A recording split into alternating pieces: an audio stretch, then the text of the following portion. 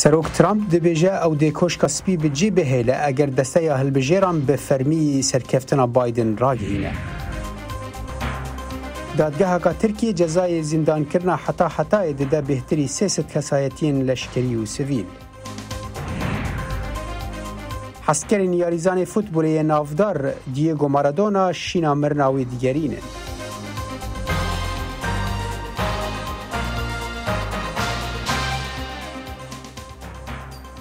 بەرنامەی کورد کۆنێکشن دەنگی ئەمریکا لە واشنگتۆنە پایتەخت سلااو و ڕێزێ من ساڵح دەمی جەرج بووە بینەرین هێژا.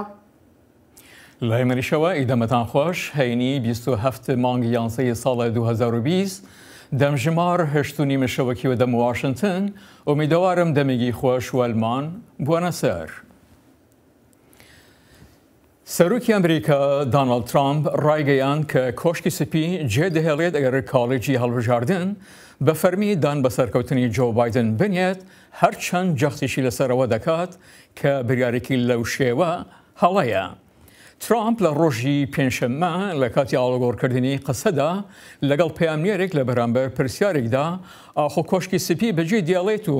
ڕێگا بە گواستنەوە و ڕادەستکردنێکی ئاشتیانەی دەسەڵات لە مانگی یەک دەدات وتی بێگومان من دەیکەم بەڵام تو ئەوە دەزانیت کە شتی زۆر لە نیوان ئێستا و دواتردا ڕوودەدات کە لەوانەیە ئەنجامەکان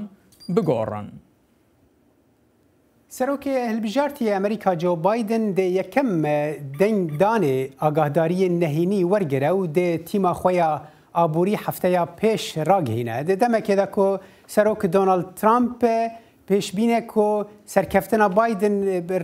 نەکریە پێناسین پێ نەکریە و ئەدعا دەکە کۆ ئەو سەرکەفتیە. ڕاوێژکارین بایدن یەن بەگوهستنا دەستەڵاتێ دەبێژن دێ بایدن بە ئاوایەکی ڕۆژانە ئاگاهیەن استیخباراتێ وەرگرە لە دۆر مژارên herî hestarên ku ji berpirsên herî mezinên Amerîkayên ra têne dabînkirin. Hêşta Serok Donald Trump pênasîn bi serketina Serokê Hەڵbژاردنî Joe Biden di hەڵbژartinên serokatiyê de nekiriye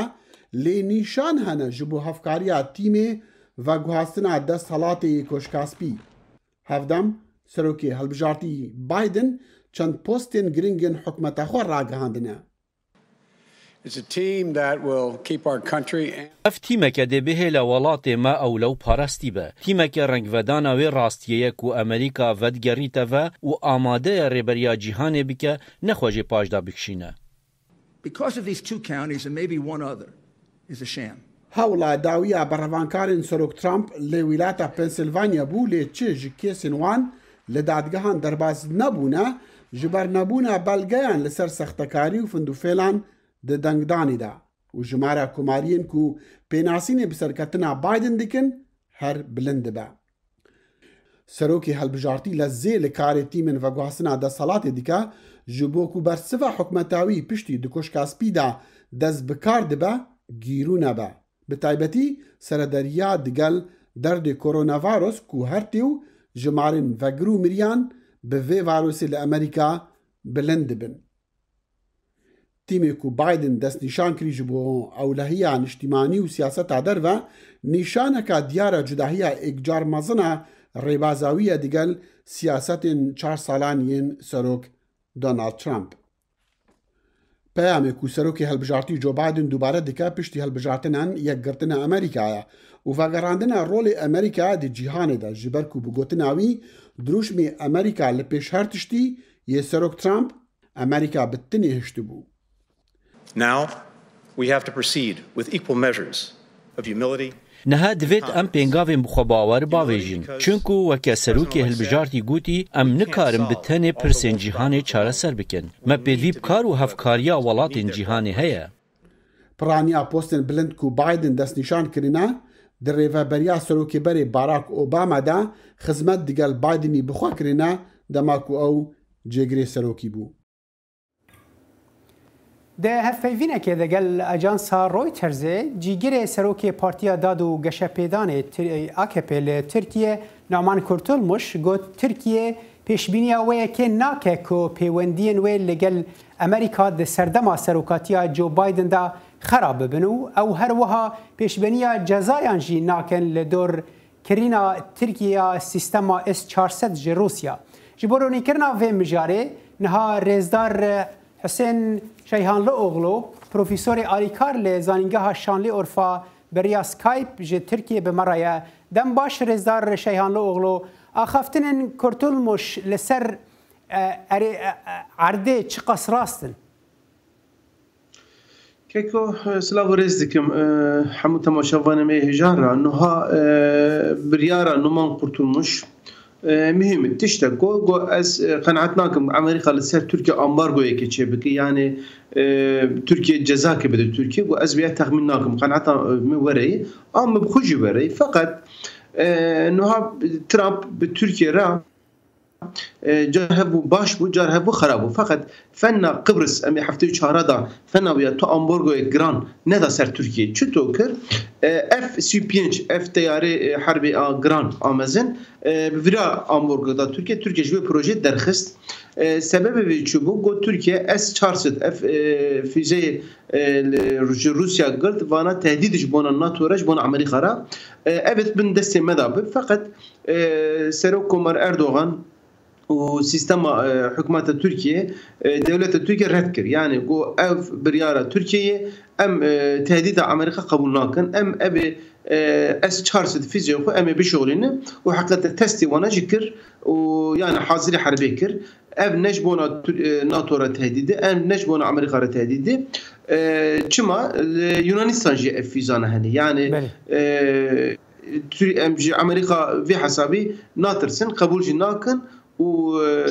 يعني بروتستا ويا تهديد امريكا ام ردكن نمان قرتلمش ذاتي بريار اخذ داويه اف جود يعني اگر تركيا نت بندس امريكا ضايع بله هند بيجن تركيا دا افكرنا بيوندين خوين لقل امريكا ان فان چند سالين بوريدا پالا خو بهتر دایه سر پیوندین کساتی دنابنا سەرۆکên هەردوو وڵاتان دا ئاکۆ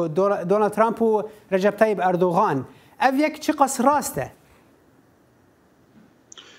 نوها كيكو ترامب ايدي درباس بو ايدي ام بايدن دست بي بكن نوها بايدن 5 ساله نزيكي تركيا وبايدن 6 سالي سناتور يعني دنيا عالم ناستكي hemen عليه تركيا ذاتي ترسامزن اف اردوغان دستي خود دريج كري ور ام بلك نهفكن بلك تميز بلك باقج وكن ما بين تركيا وامريكا دا ام بهفدرا بمشن فقط دت تشتي خوانه يك Türkiye ne Türkiye bereyi yani Türkiye nuhaj Menderes'te hatani nuha mektuba Johnson hebu de Kıbrıs'ta tehdit kir de Küba'ya da füze hebu Amerika be Türkiye kaşkir ve ambargo Kıbrıs'ta hatta Amerika gazi Kopriya Türkiye Cisri İstanbul'u bomba baran bakın F tehdida dayani ve çağı Ecevit Afyon'a bu Afyon'a Türkiye Fermi mesela F çandın da o rest kişan Amerika tişteken falan bakın nuha 2016 da Türkiye inkılap ekçi bu milleti Türkiye'ci Tayyip Erdoğan'cı numan kurtulmuş dünya alem vezane tilya Amerika'dan ve habu Amerika anu kacif Fethullah Gülen F teröristi Serivanayı لأمريكا وأمريكا فيها محافظة تركيا فيها باش سنة شبوي في حسابي داهي تركيا دبي أم ناخذ مورا شربكن وتركيا إذا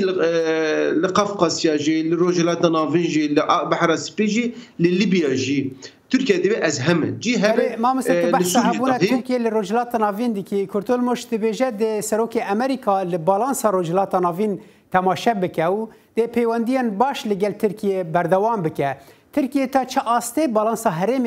براستی پاراستیه بله نوها که بالانس روجلات ناوی سر دو دولت یک سر عراق یک سر سوریه نوها ترکیه و امریکا لسوریه hemen مخالفن yani نزدیک دشمنی هفن فقط عراق hemen بالانس رونشت yani آنو حال شنغاله مثلا PKK جورا کاش بو حرم کردستان قوت پشمرگه به 2005 بین ورا به بغداد را اتفاق چه بو ترکیه الفران نزدیک بو yani Amerika Türkiye الفران ne düşmanı ne fakat Suriye balans ekşito lazım PYD ma beyne Türkiye Amerika'da anu ha psikrika gelek mezene Türkiye'de bir F teröriste Amerika'da bir na vaya لفرا محافظة الدست دمي وزاتي الدنيا عالم زانة أمريكا تشيك وتعليمات وقواتك مزن ددی پیاده جبو به حسب قناعت تامو بسکریک مزن فراد درکفه یعنی ترکیه لإدلب لعفرين لأمبي لغريسبي لفرا بأمريكا را بپیدرا دجمنه فباش دخانه فقط لفراجي بالانسك چطور چه ببه لشامي هن حكومت دوام دكه هن حرب سوريا خلصنا بوي لفرا تركيا ما بين امریکا و روسیا دا ترکیه نزدیک روسیا کتی اساس روسیا و ترکیه اتفاق با امریکا مستجبر دما مکیمه ببور از پرسه داویش تبکم اگر تو عجله برسوان بدی سەرۆکی ترکیه سوز دایه کو دوان دم داویدا ریفورمن آبوری و دادواری چه بکات تو بجی پیوندی وان سوزان به گوهرتنا سەرۆکی امریکا هيا اگر تو کورتی برسوان بدی نا يعني فانا هندري تركيا دا تشيد به فانا حقيقة لازم يعني دادگاه تركيا دا حاكمية دا محكمة دا حقوق سيستم تركيا دا حقيقة بسكريك قالك مثلا أبجبونا تركيا يعني فانا قشي تشيبك جي نخما بايدن بايدن منفعتها خدونا أبوريا تركيا جي بلي أبجي هم فيروس دا هم سبب دودا مسألة هي فقط أفشبونا تركيا يعني بلي بايدن ببورن دما مكيمة حسين شيهان لو بروفيسوري آليكار لزانينغا شاني أورفات جي تركيا بمرابي جالك سباس بو باشتر مناته بلي سباس كدو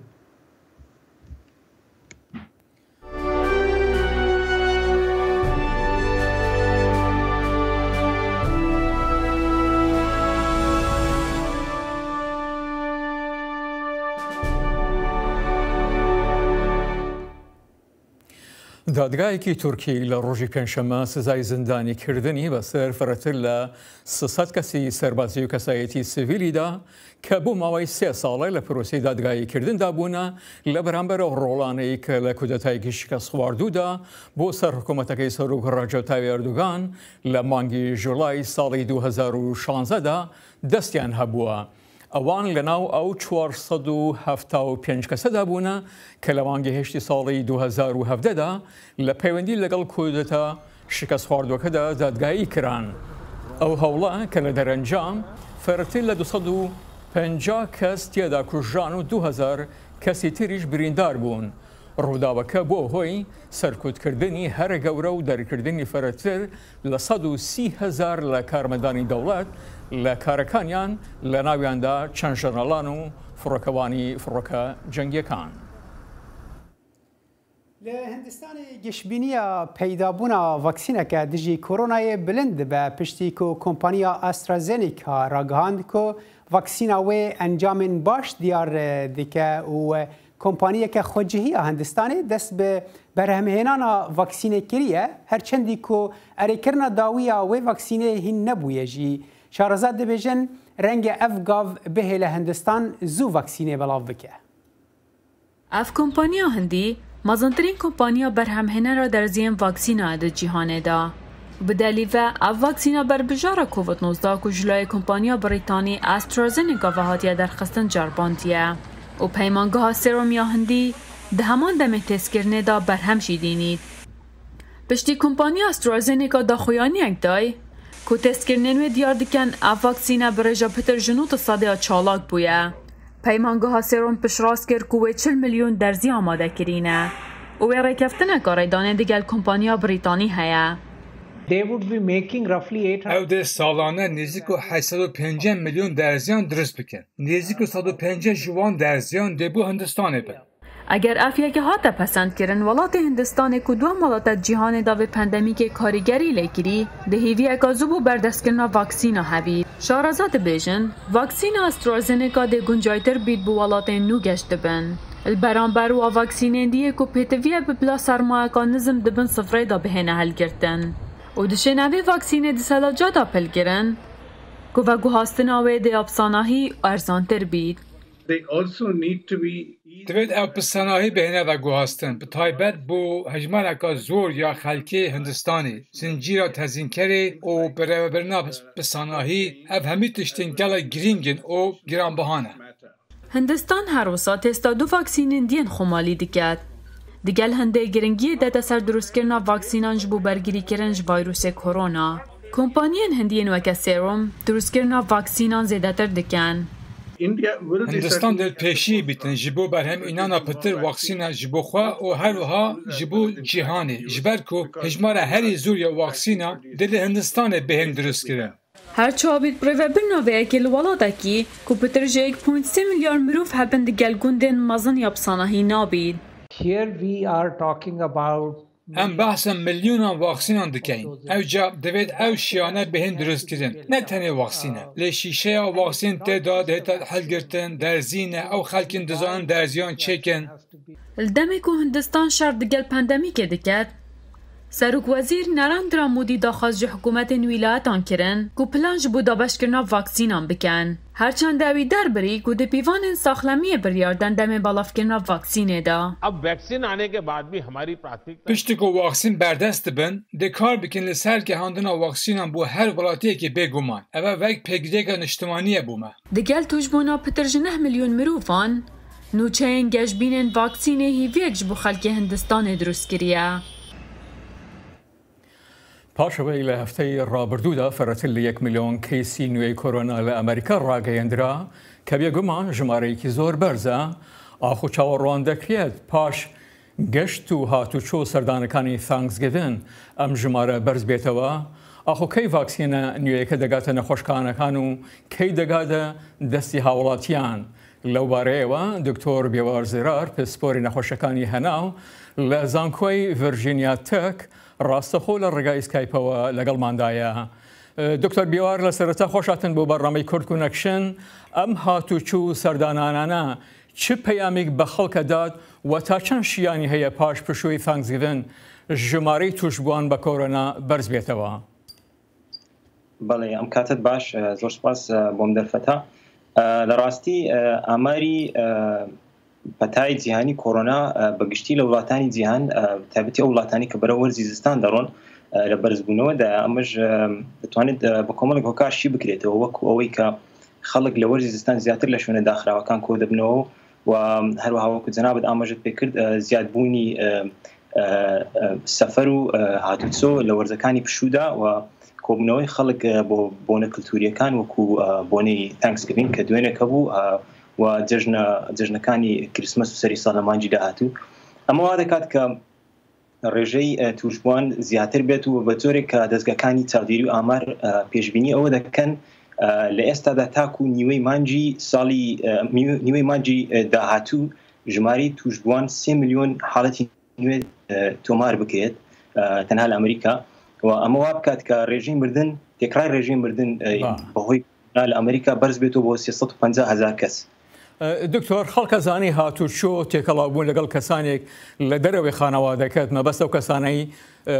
لەگەڵت ناژیان مەترسی توشبوون بە کۆرۆنا یان ئینفلاوانزە دروست ناکات بەتایبەت کە ئێستاکە وەرزی پاییز و ئینفلاوانزەیە بەس خەڵک بۆ گوێ بە ڕێنمایەکان نادەن و هەروەک دەبینی فڕۆکەخانەکان پڕن و خۆیان دەخەنەوە مەترسیە. بەڵێ لە ڕاستی ئەمە کۆمەڵێک هۆکاری دیاواز و ئالۆز لەخۆ دەگرێتەوە بۆ نمونە هۆکاری ئابووریەوە خەڵک دەیەوێت بچێت بۆ دەرەوە ئیش بکات کە هەر بکات بژێوی ڕۆژانەیان پەیدا بکەن مەژوا بکات بەریەکەوتن زیاد بێ و ڕێژەی گواستنەوە زیاد بێ هەروەها هۆکاری سیاسی و ناچوونیەکی پەیامەکانی هۆشداری تەندروستی لەلایەن بەشێک لە سیاسەکانەوە و هەروەها بیر و ڕای تاکە کەسی یاخود بیرروڕای پێکاتەی جودای کۆمەلگا لەسەر هۆشداری تەندروستیەکان وا دەکات کە ڕێژەی زیادبوونەوە زیاد ڕێژەی بڵاوبوونەوە زیاد بێت و هەروەها بوونی بەشێک لە نەخۆشەکانی کۆرۆنا کە لەوانەیە نیشانەی نەخۆشەکیان نەبێت بەڵام توشبووی ڤایرۆسەکەن هەڵگری ڤایرۆسەکەن بە تایبەتی ئەمە زیاتر بەدی دەکرێت لە گەنجەکان وا بکەن کە کەمتر گوێڕایەڵی هۆشداریەکانی تەندروستی بن و بەرکەوتنیان بەردەوام بێت لەگەڵ کۆمەلگا و ڕێژەی بڵاوبوونەوە زیاد بکەن لە کۆمەلگا. دکتۆر بێوار زۆری جیهان چاوەڕوان و بە هیوای ئەو کوتانەیە و ڤاکسینەدان ئایا لە سەرەتا بریار وایە بەسەر پزیشک و پەرستار و کارمەندانی تەندروستیدا دابش بکرێت کەی چاوەڕێی دەکرێت بگاتە نەخۆشخانەکان؟ بەڵێ ڕاستە لە ئێستادا 3 ڤاکسین سەلمێنراوە کە بەرگری چالاک بکەن لە دژی ڤایرۆسی کۆڤید یاخود کۆرۆنا دوو لەو ڤاکسینانە لە حاڵی حاضردا لە پرۆسەی پەسەندکردن لە ئەمریکا لە دەی مانجی داهاتوو بڕیارە دەستگای چاودێری خۆراک و دەرمان یەکەم دانیشتن ببەستێت بۆ ئەوەی پێداچنەوە بکات بۆ دانی مۆڵەت یاخود پەسەندکردنی بەکارهێنانی یەکەم ڤاکسینی کۆمپانیای فایزەر ئەگەر بێت و پەسەند بکرێت ئەوە لەوانەیە ڤاکسینەکە کۆمپانیای ڤاکسینەکە ئامادە بێت ڤاکسینەکە بخاتە بەردەست لە ماوەی چەند ڕۆژێکدا دوای ئەو پێشبینی دەکرێت کە پلانی داڕێژرا و بەڕێوە بچێت ڤاکسینەکە لە هەفتەی سێم یاخود هەفتەی چوارەمی مانجی داهاتوو بدرێت بە هاوڵاتیان. هەڵبەت دابشکردنی ڤاکسینەکە لە ڕێگای حکوومەتی فێدراڵەوە دەبێت بۆ ویلایەتەکان بەڵام لەژێر چاودێری سنتەری کۆنتڕۆلکردنی دەرمان یاخود کۆنتڕۆلکردنی دکتۆر بەس ئەگەر وابێت هەروەکوتت کەی دەگاتە هاوڵاتیان و چاوەڕێی دەکرێت و ڤاکسینە کەی وە چۆن بەکار بێت پێش توش بوون بە پەتاکە وەکو کۆتانی فلاوانزە یان پاش توش بوون؟ بەڵێ لە ڕاستی پلان وایە ڤاکسینەکە وکوتم ئەگەر هەموو شتێک بەپێی پلانی داڕێژرا بڕات لە ویلایەتە یەکگرتووەکانی ئەمریکا لە هەفتەی سێم یان چوارەمی مانجی داهاتوو لە سەرەتادا وەکو جەنابەت فەرمووت دابش دەکرێت بەسەر کارمەندانی تەندروستی بەگشت چین و توێژەکان پاشان بەو هاوڵاتیانەی کە تەمەنیان 65 بەرەو ژوورە یاخود هەڵگیری نەخۆشی درێژ خەیانن و پاشان دەدرێت بە هاوڵاتی ئاسایی. پێشبینی دەکرێت ئەگەر هەموو شتێک بەپێی پلانی داڕێژرا بڕوات هاوڵاتی ئاسایی لە نێوان مانجی سێ یاخود مانجی شەشی ساڵی 2021 ڤاکسینەکە وەربگرێت لە ویلایەتە یەکگرتووەکانی ئەمریکا. سەبارەت بەوەی کە ڤاکسینەکە کەی بدرێت ڤاکسینەکە دەدرێت پێشەوەی تووشی نەخۆشیەکە بێت بۆی بەرگری دروست بێت و بەرگری دروست بێت کە کەسەکە بپارێزێت لە توشبوون بە نەخۆشیەکە. سەبارەت بەو کەسانەی کە تووشی کۆڤید بوون و چابوونەتەوە لەوانەیە ئەم کەسانە تۆزێک بەرگری سروشتیان پەیدا کرد بێت بەڵام ئەوەی تا ئێستا نازانرێت ئایا ئەم بەرگریە چەند دەتوانێت ئەو کەسە بپارێزێت بۆ ماوەی چەند ساڵاکە بۆیە سنتەری کۆنتڕۆلکردنی نەخۆشی ئامۆژگاری و کەسانە دەکات کە ڤاکسینەکە وەربگرن کاتێککە زۆر باشە. دکتۆر بیوارزێرار پسپۆری نەخۆشیەکانی هەناو لە زانکۆی ڤەرجینیا تەک زۆر زۆر سپاس.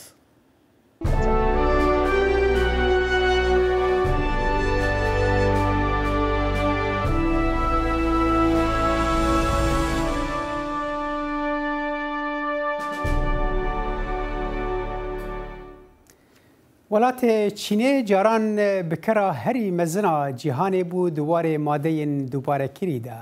لە ئەڤ یەک دە ساڵە 2018دا ڕاوەستیە دەما چینێ هاوردەکردنا مادەیەن دووبارەکری قەدەخە کرد و vêyekê ئەمریکا و gelek welatên din neçarkirin ku li hin alternatîvên din bigerin. 8 milyon danîştwanî New York bewe nasawan ke serqalin belam legal hatinî zor xelek boy zibl û xaşakî ji zotir bû û pêwîstî barîsaykilîne. پابندبوون لە شارێکی گەورە و فرەیی وەک نیویۆرکدا هەمیشە ئالەنگیری بووە. شاری نیویۆرک هەر ڕۆژەی 12,000 تەن زبل و خاشاک بەرهەم دێنێت بەڵام ڕێک لە سەدا هەفتەی ئەو زبل و خاشاکە ڕیسایکل دەکات. یەکێک لە گەورەترین هۆکارەکان ئەوەیە کە بەبێت چی ئەو پاژماوانە و ڕیسایکلکردنیان زۆری تێدەچێت. لە ئێستادا یەک شار نییە لە ئەمریکادا لە ڕیسایکلیندا سەرکەوتوو بێت ڕوونە بە هەدەردانی پارەیە لە شارەوانیەکانی هەر شارێکدا کە لە ڕابردوودا بە کەشتی دایانات بۆ دەرەوە بۆ فرێدانی. لە ڕابردوودا ئەو کۆمپانیانەی ڕیسایکلی کاغەز و پلاستیک و شوشە و کانزاکانیانە کرد پارەیان دەدا بە شارەوانەکان و خۆڵ و خاشاکەکانیان لێکڕینەوە بەم دوایانە شارەوانەکان پارە دەدەن بە کۆمپانیەکان بۆ دوورخستنەوەی پاشەرۆکان ئەوەش زیانێکی زۆری بە ژینگە گەیاندووە. ئێستا شارەوانی و خاوەن کارداریەکان دەستیان کردووە بە خۆگونجاندن لەگەڵ ڕەوشەکەدا. ئەم کۆمپانیا تازەی ڕیسایکلین یەک کاژمێر لە خواری شاری نیویۆرکەوە دوورە هیوادارە زبل و خاشاکی زیاتر بگوازرێتەوە بۆ کۆمپانیاکەی. کاتێک زبل و خاشاک بڵاو دەبنەوە و زۆر دەبن نرخی تێچوونی ڕیسایکلینیش لەسەر کۆمەڵگاکە گراتر دەوەستێتەوە. شوێنەکە بە تازەترین مۆدێلی ئامێر دروست کراوە واتە کەمکردنەوەی ڕادەی کار و کەرەسەی کەمتر بۆ ئەنجامدانی. لە ساڵ یەکەمماندا ئێمە داهاتمان لە باشدەری شارەوانیەکە وەردەگرینەوە کە گەشتووەتە $2 ملیۆن. بەڵام پاشەڕۆی ڕق لە وڵاتەکەدا زیاتر لە سەدا سێی کۆی پاشەڕۆکان تێناپەڕێنێ. شارەزایان دەڵێن پێشکەوتن لە دیسانە و بەکارهێنانەوەی پاشەڕۆ پزیشکی و کشتتوکاری و پیشەسازی و ئەلەکترۆنیەکان و بەرهێنانی زیاتری دەوێت لەو کۆمپانیایانەی کە کەرەستەکان دروستەکەن. ئەگەر کۆمپانیاکان ئامادەبوون بەرپرسیارەتی کۆتایی ئەو کەرێستانەی دەیخەنە بازارەوە بخەنە ئەستۆی خۆیان، جارێکی دیکە ڕیسایکڵی بکەنەوە لەگەڵ بازار پەیوەندیەکی بازنەییان هەبێت، ئەوە بەڕاستی هەنگاوێکی گەورەیە. ئەگەر ئێمە دەمانەوێت ئەم ژینگەیە بەباشی وەک خۆیان چاکتر جێنەهێڵین، ئەوە خزمەتێکی باشمان بە منداڵان و نەوەکانی داهاتوو نەکردووە. هێشتا حکوومەتە خۆجەیەکان بەبێ چین خەریکن لەگەڵ دۆخەکەدا خۆ دەگونجێنن، بەڵام شارەزایان وا پێشبینیەکەن لە ساڵانی ئایندەدا پێشکەوتن لە بواری ڕیسایکڵین بێتەکایەوە لەگەڵ سیاسەتی تازە و پێشکەوتنی تەکنەلۆجیا زۆری پاشەڕۆکان بکرێنەوە بە پێداویستی سوود بەخش. حەزکەرن فوتبۆلێ لە سەرانسەری جیهانێ مرنا ژنشکاڤایا دیێگۆ مارادۆنا شیناوی دگەرینن. لە وڵاتێ وی ئەرجنتینا حەزکەر ji بۆ rêzgirtina wî li کۆشکا سەرۆکاتیya بیۆنس ئایرسا پایتەخت کۆم بوون. مارادۆنا یەک ji yarizanên herî navdarên cîhanê bû ku roca çarşemê di temenê 6 salî de bi krîza dil jiyana xwe ji desta bû. Yarizanên naskirî ji seranserî cîhanê her wiha şîna mirina Maradona girt. Li Brazîlê yarizanê binavûbang Pêlê got wî dostekî mezin ji desta û cîhanê efsaneyek ji desta. Pêlê di twîteke xwe da nivîsand ku pêşbîniya wê yekê ew dike ku ew rojekê li ezmanan li gel Maradona dîsa futbolê bilîze. Maradona li paytexta Ercentînê di malbateke hejar da ji dayîk bûbû lê futbolê berê jiyana wî guherandibû. کاک ساڵح لە سەردەمی پێشدا پلەی و ئۆزیڤیە و هەبوو لەم سەردەمەیشە مەرەدۆنا هەبوو مەخابن مەرەدۆنا بەو شێوە بەڕۆیە چوو کە وەکو باس دەکرێت زۆرتر لەم دوایانەدا ئەو کارانەی کە دەکرد لە خواردنەوەیکی زۆر و هەروە بەکارهێنانی کەرەستەکانی هۆشبەری زۆرتر لە سەردێڕی میدیەکاندا بوو ڕۆژنامەکاندا بوو تاکو وەکو ئەفسانەیەکی یاری تۆپی پێ بەری ڕاستە بخوای من بیرا من تێ ئەزارەکم دش ساڵە 86 دەبوو دەما مارادۆنا ئەوە تۆپە پێ جیهانیە یان شەوە بەهلەوانیە جیهانیدا کو ئەو وەرگرت ینی براسیژی و حەسکەرێن وی لە ئەرجنتینێژی وی دناوە مەدانین ئەوێدا دیاریگەهاندا وی وەکو خدا بناو دەکردن دەما ئەوت کرد وەکو ئەفسانەیەکی بوو بڕاستی پەرسن تەمەنێکی بچووک داژی کۆچە داوی کرد بەێ بینەر هێژە لە ڤر ئەم دگەن داویە کورد کۆنێکشنە ئیرۆ تا جارا بێ هەر شاد و بەختەوەر بن بمینە خۆش.